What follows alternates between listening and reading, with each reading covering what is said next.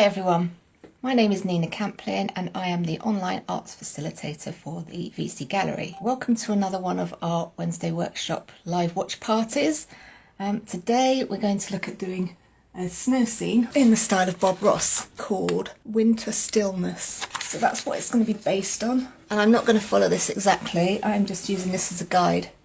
Because Bob Ross obviously painted in oil paints and I'm using acrylics, which is the main real difference between this. So his are a lot slower drying than mine. So to start with, I'm just using a piece of board, but it can be done on canvas. Even though it's already got a white base to it, if you've got a new canvas it will have a white front to it. I'm going to put a white ground on this just so that it's wet, because I want the colours I'm going to use to mix with this. So I'm just making it wet. This is just a white acrylic that's quite watered down. These are the colours that I'm using. You don't have to be exactly the same as me, as long as you've got a white, a yellow, a red and a blue and a brown. That's really all you need. Now I'm using cadmium red, that's alizarin crimson, and this is a phthalo blue, and this is burnt umber and titanium white. So the white's probably the one that really has to be the most important, because titanium's a lot more opaque. So I'm going to start off with the yellow, and in the style that Bob Ross does it, he crisscrosses his strokes. So you're doing like lots of little X's across the page. And you will be picking up the white from underneath. So although you're using the yellow quite strong, it will start to dilute down. And I'm using quite a large brush as well. And then without cleaning my brush, I'm going into the alizarin crimson, and I'm going to put a row of that along the top, just above the yellow. It's still leaving a space at the top. And then once I've got that all the way across, I'm going to start blending it, again using this crisscrossing motion and bringing it down into the yellow. And you don't really want to have any kind of like difference between the red and yellow. It needs to kind of flow into each other. So you can keep blending and blending until you've got that quite smooth. And then I'm going to start, actually while I've got the red on my brush, I am just going to put in some horizontal strokes with red in the foreground. Just want to kill this white off a little bit really. In fact, I am going to wash the brush for this, because I would like these to be more red than orange. There we go. And now I'm going to start on the phthalo blue. These are just random, they don't need to be specific. So with the phthalo blue, I'm going in at the top, again using the crisscross strokes all the way across, and then bringing it down to blend.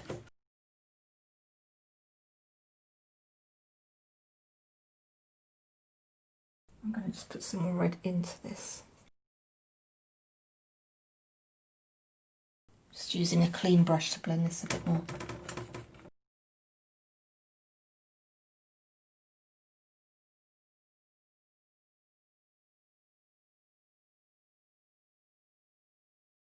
And there we go, I've got a graduated sky in there. With the blue again, and a lot of the white, make it quite pale. I'm going to again put some more blue down into the bottom ground area, and then I'm just going to run a clean brush across this lot.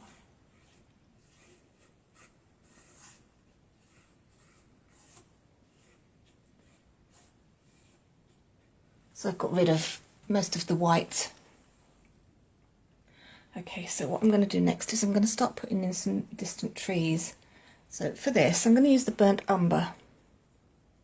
And you can do this with a brush, or you can use a sponge if you'd rather. And I'm going to start just putting in a... If you start with the colour quite strong at the top of the tree, and then it starts to pick up the background colour and fade out towards the bottom.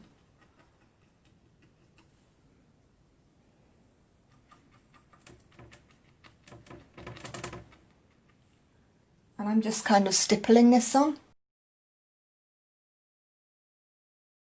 I'm just going to mix a little bit of the blue into this to make it a little bit darker.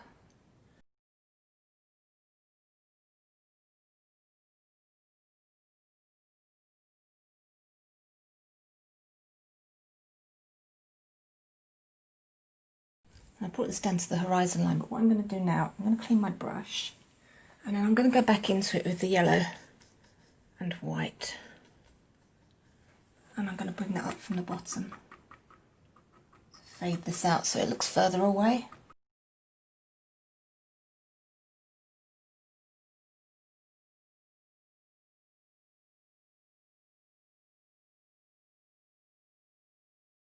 A smaller brush now. And what I'm going to do now is I'm just going to put in this distant tree in the kind of middle ground, and I'm going to use the burnt umber for this, and I'm going to come up from about here.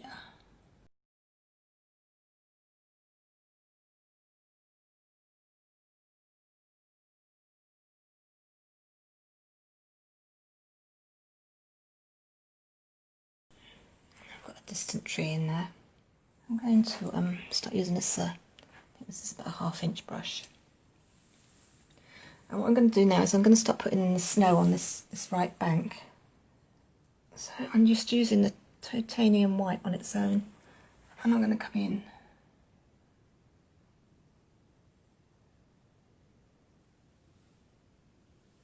across the horizon.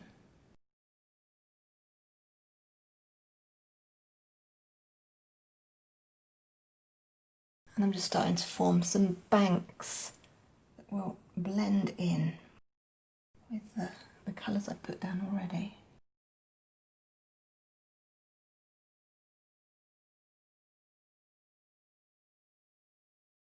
And you can see it's almost got that colour to disappear. It's just looking like very soft shadows now. So next I'm using the palette knife. I'm going to take the blue, the brown with a little bit of the blue in it. And I'm just going to put in a kind of a shadow for the bottom of the bank where it meets the water.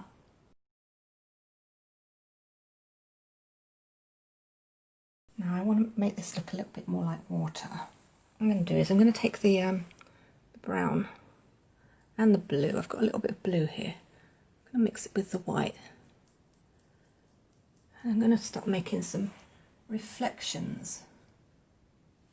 A bit darker.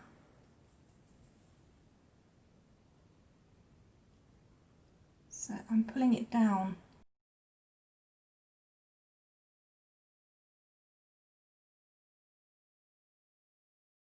I'm just going to run the brush across it horizontally. And now we've got a feeling of water. I'm going to add a little bit more white on the water at the front.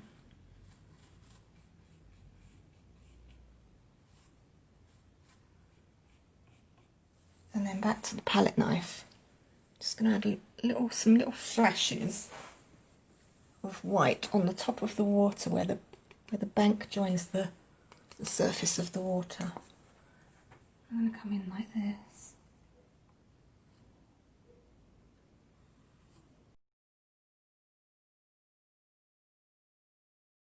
Okay, I'm going to start putting some banking on this side now. I'm going back to this 1/2 inch brush again, and I'm going to just use the titanium white. And I'm going to bring a bank in that comes across and quite high up.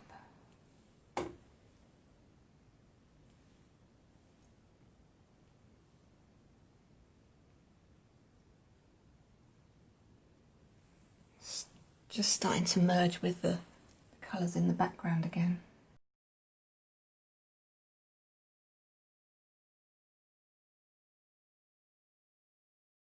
And you need to put the plain titanium white, just as pure as you can, on top where it's reflecting the light.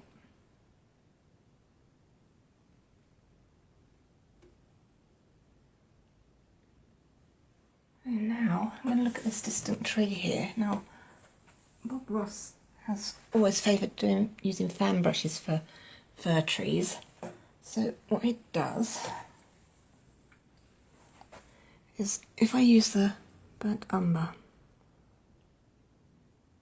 with the fan brush, and then starting with just the corner of it, and then you kind of work your way down backwards and forwards. I'm going to put a bit of blue in that so it stands out from the background a bit more.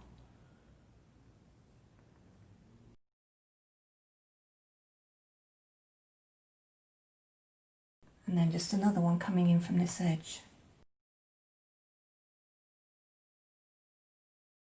I've got some fir trees in there.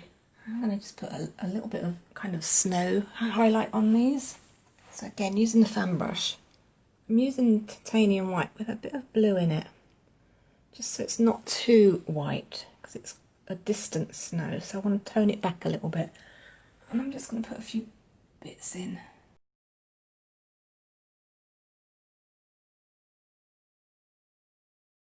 And then I'm just going to put these little bushes in front. I'm going back to the 1/2 inch brush. I'm going to start with some burnt umber.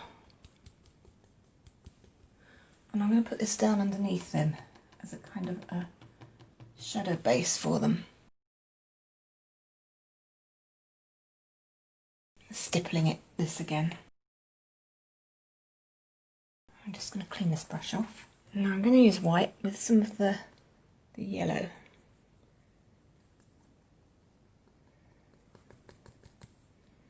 And then using the brush kind of sideways on, I'm going to start doing some indication of these shrubs. Now we have some bushes. So now I just need to put in these taller trees in the foreground. I'm going back to the palette knife, and I'm going to use some of the blue mixed in with the brown, so I want it quite dark. I don't want it to be too blue. And I'll start with these on this side.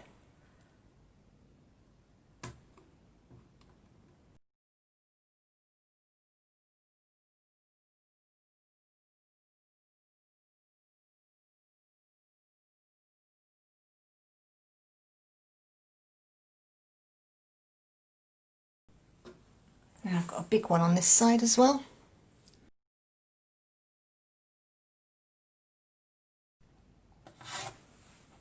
And the one on this side I'm going to take right off the top of the canvas.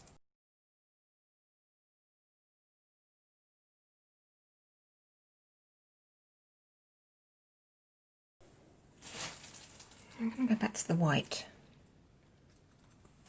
and just put a bit of an indication of snow.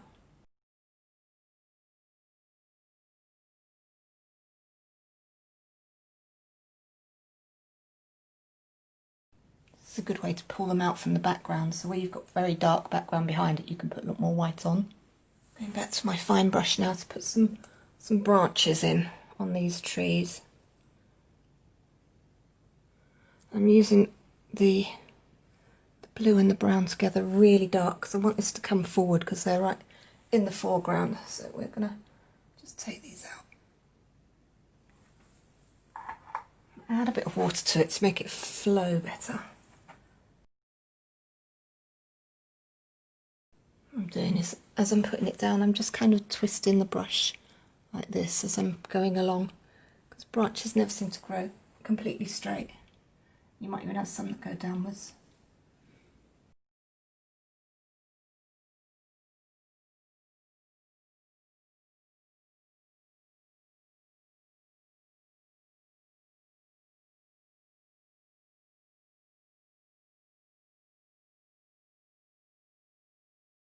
And obviously you can go on forever adding loads of branches, but just to finish this off I'm going to put some of the little sticks in behind the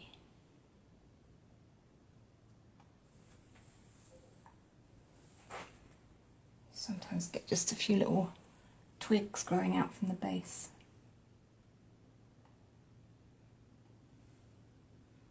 Or you might just have some grasses.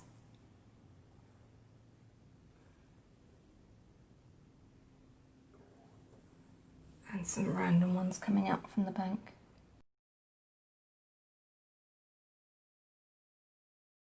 And there we go. It's a